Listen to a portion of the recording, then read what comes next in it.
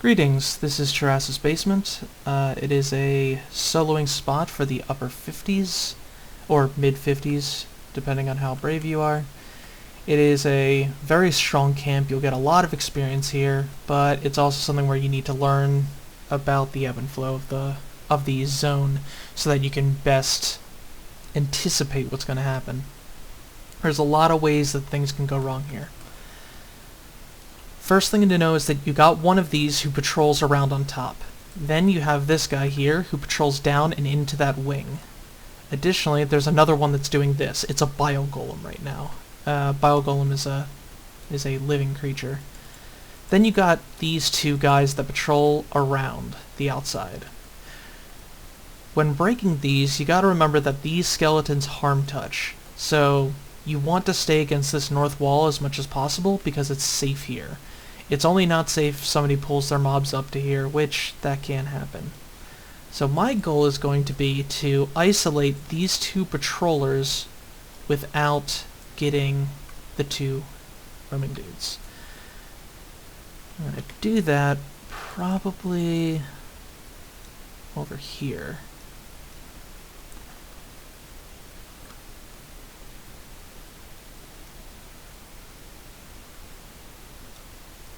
Now, this guy is coming through. He is pathing incredibly weird. I'm probably going to get a harm touch here. But I have mana skin on, so I'm not really too worried about it.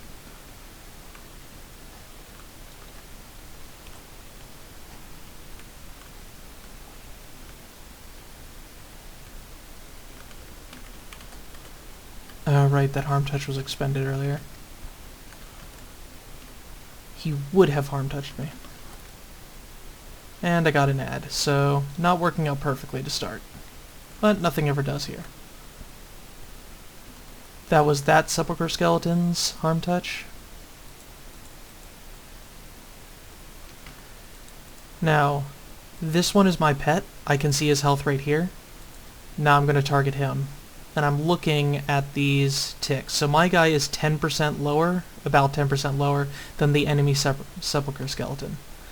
So I'm going to wait. I'm going to watch their health totals.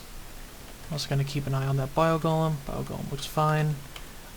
The only thing that might aggro on is the square patroller right there. Well, we'll see right now, actually. That might be too close for him.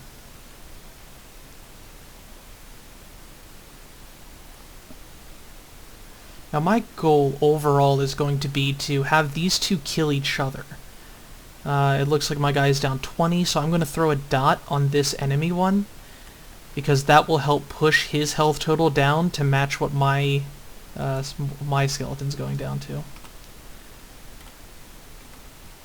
And then I want to use this other skeleton here to kill that Biogolem. That will leave me one skeleton up, which I can then use to pull one of the two wings. Oh, and this will be a fairly long video. I'm going to do one full cycle of the camp, which can take a little bit. Further, I'm capping my mana at the moment, which isn't really a terribly great thing to do, but hey. I'd rather cap than have none. I've pushed them to about even. Although this one's going to start falling down a little bit faster, but I'm not too worried about that, in all honesty. Being an Ixar, regen is insanely good. I've lost very little HP throughout this entire process. Okay, now he's at 13. I'm looking for 6. As soon as he goes to 6 or under, I am targeting my... There we go.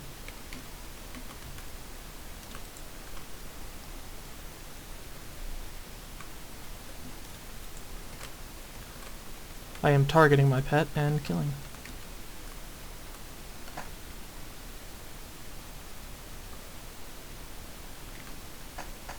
Lag is making turning hard. Then I'll throw a Splurt on just to deal that 16%. Dismiss Undead will do about 10% damage for about the same mana as Splurt. So I tend to favor Splurt as the finisher. Now I'm not going to aggro. I'm not going to charm the sepulchre skeleton yet. I want this other one to clear out, but I will redo its roots and hope to God that other one doesn't aggro. Good. Now, specifically around here, pathing is really, really janky. Things will run up this pyramid and then down the side, so I want him to patrol away before I charm this guy and move him. So in preparation for that, I'm going to get up cancel magic so I can cancel those roots that I just applied.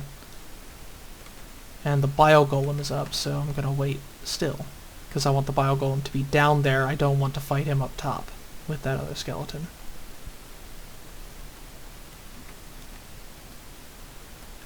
That dude's about to drop. Once he drops, I'll be free to move back up there without risking getting hit by trying to go through that middle part.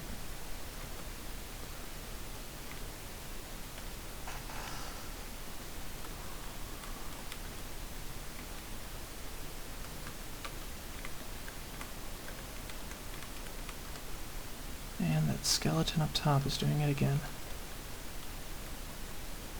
Okay, in this situation, I'm just going to go for that sepulchre skeleton,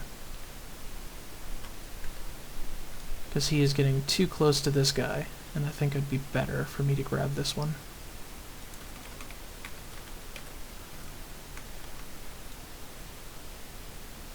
Plus, I'm capped on mana, so it's not like I'm hurting at all at the moment.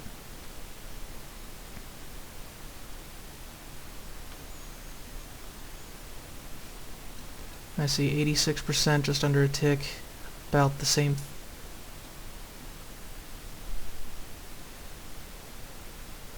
My skeleton is dropping a little bit, but they're still within random chance range, so I'm gonna let it play on a little bit. 10% difference.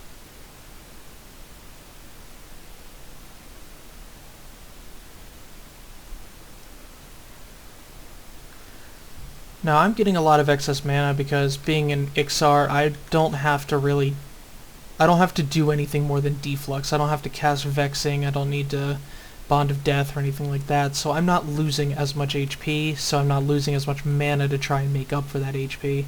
It's letting me sustain a lot more, so I could be a lot more aggressive with what I'm doing right now. Which I will now that this Bio Golem is at 20%.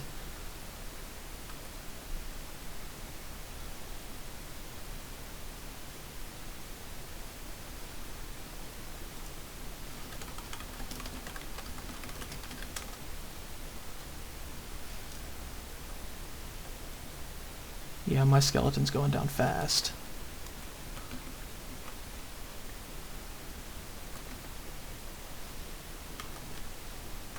Which means that I am going to need to dot this guy up a lot more. My dude's down to 5.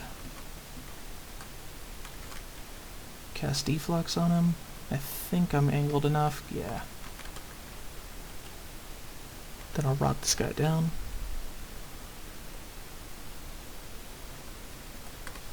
Now while he's rotting, I'm going to go ahead and fix this guy up.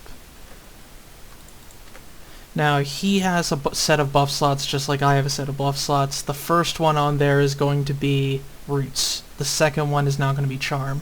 So when I cancel magic, he should simply break Roots. And he's still my pet. So I will send him over. Now at this point I've done a good amount of damage with dots. So I should be fine in letting my skeleton be fairly aggressive. Now that guy's gonna die here shortly. Now I'm gonna aim for this wing first. Yeah, this wing has pops. There's a skeleton over there, so I'm actually going to do the other wing first, because I might be able to show one thing that I described in the video with that wing after this one.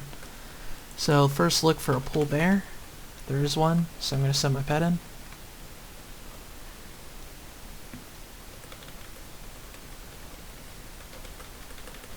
Okay, now I described this as forming a conga line. You want to back them up, and you want to target an undead first.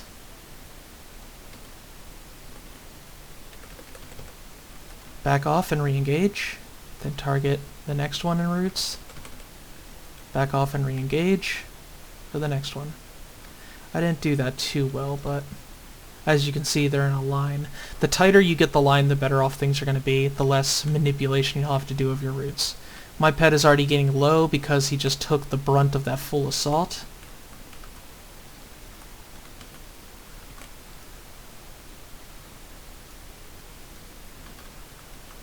And he's down. So now the bottomless feaster is at about the same health as a sepulchre specter.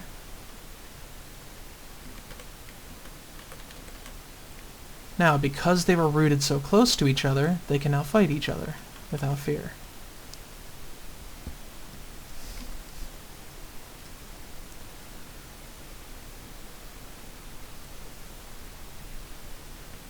Again, watch the HP totals. Now I'm going to do something that I probably don't need to do. Normally at this point you're lucky you have an undead, so when this specter and the feaster both kill each other, the skeleton that's left over in the back there will become your new charm pet. With it as your new charm pet, you would go over to this other wing and you would break it. Once it is broken, you would then sit, wait, and then you would kill other stuff. And then you would wait for respawns. But since I want to show something very specific, I'm going to kill my skeleton.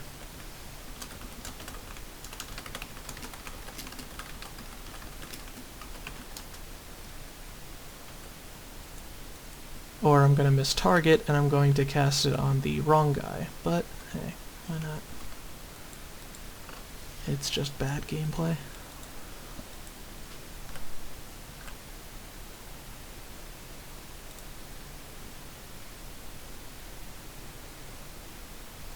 However, it's not completely bad because putting it on the harvester means I'm going to break this sepulchre skeleton, or specter, a little bit sooner than I expected.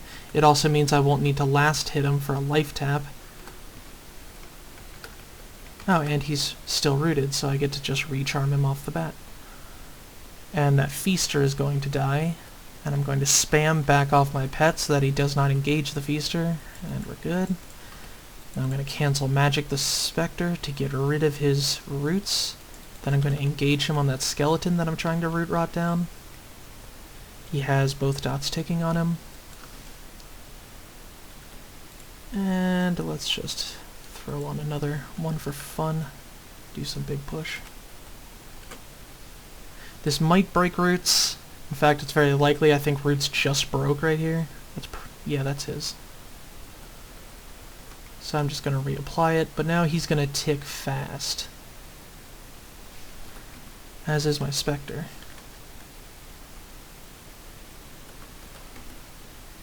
Now he's at 26. Always check your timers. Always know where your buff timers are. I don't need to reapply Lich. I just like to have Lich applied all the time. Especially during these points in between fights. Since I'm about to enter a fight, it'll last more than 2 minutes most likely, so I don't want to screw that up.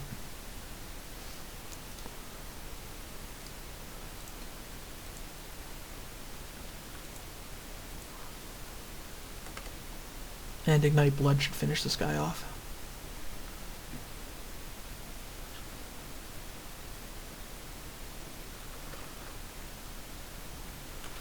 Okay, he's dead.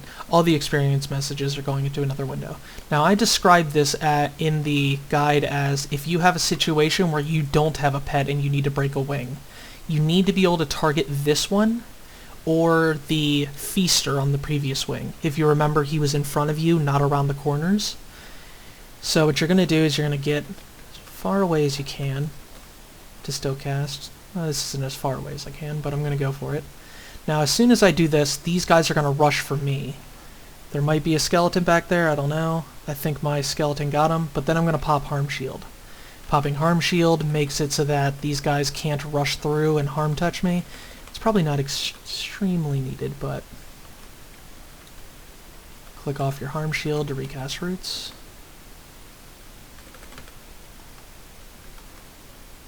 See, that's a very tight conga line. That's the type of movement you're looking for. Because now my skeleton is just outside of range of him. That's what you want.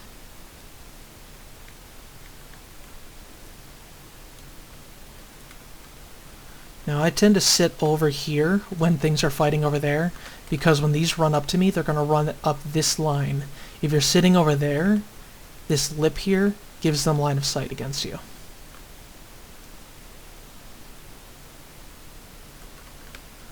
Now right now, I see that I'm going to have one skeleton left over. I don't want that, so I'm going to engage my dude on that skeleton so that both of these are killing mine.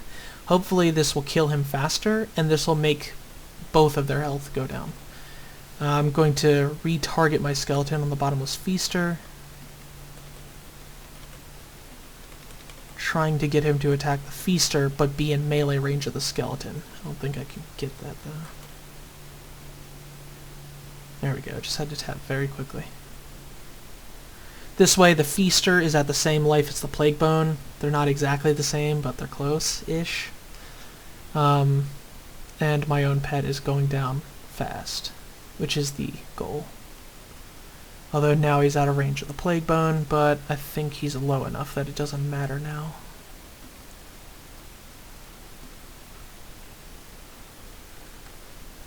I'm just going to re-roots for safety. Roots is a very low mana investment spell. You can do that anytime you want. But the Plague Bone is also light blue, so I don't mind him getting higher health, because he's the one that I'm going to be charming. So my pet's going to die faster than him, so the more damage that's on the Bone Feaster, the better. Or the Bottom Feaster.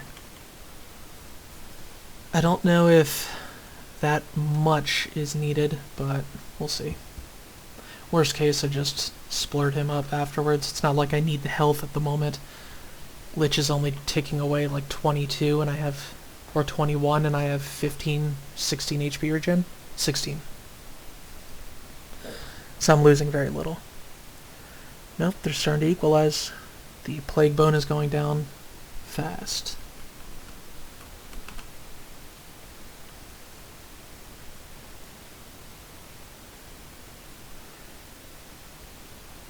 Plague Bone is almost at 5. There he goes. For any of you who are wondering, just in case you all haven't seen this, this is DUXA UI. It is very, very useful and is something I would recommend to just about anybody. And now you just splurt and finish this guy off, then everything has been killed. You can go further into the wings if you would like, but I tend to notice that by this time, when you return your mana, you're going to have respawns here at the center. If you're duoing with another Necro, you can clear the entire basement. Other notes that when duoing with a Necro, spam Shadow Bond on each other. It gives you plus 125 to your target, but neg 60 to you, or somewhere around 60. So that's a plus 65 to your friend. And if he does it to you, that's a plus 65 to you. That cancels out Demulich and heals you. And you can spam that on each other for 10 mana a cast.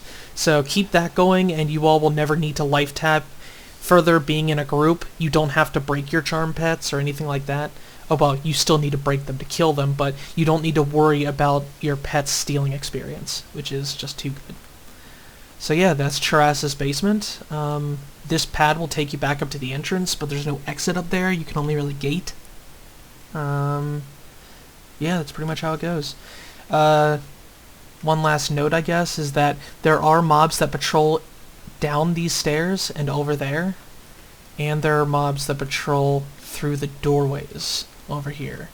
There's one doorway over there, and another doorway over here. They will patrol in the area.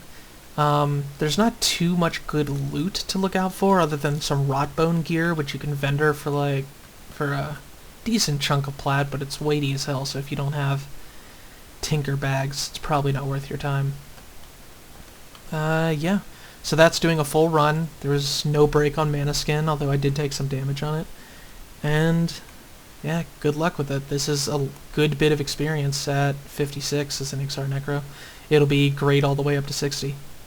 Good luck.